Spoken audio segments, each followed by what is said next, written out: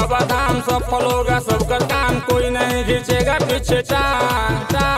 भोले के बस्ती में जाके झूमेंगे मस्ती में जाके, खूब चलेगा गाजा और भांग। सावन में कांवर उठाएंगे, भोले पर जलवा चढ़ाएंगे।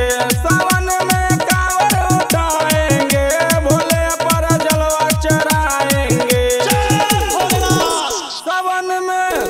सावन में कांवर उठाएंगे, भोले पर जलवा चढ़ाएंगे। सावन में कांवर उठाएंगे, भोले पर जलवा चढ़ाएंगे।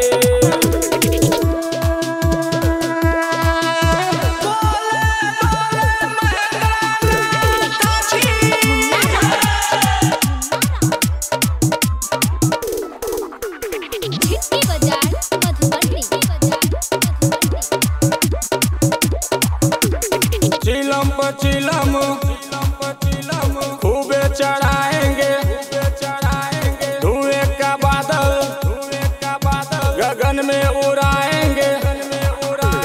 चिलम पर चिलम खूबे चढ़ाएंगे, धुएं का बादल गगन में उड़ाएंगे। सावन में कांवर उठाएंगे, भोले पर जलवा चढ़ाएंगे।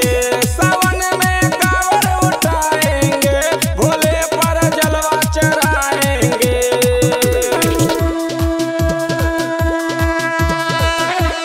मैथिली स्टार गुप्ता म्यूजिक के स्टूडियो कसमा मरार।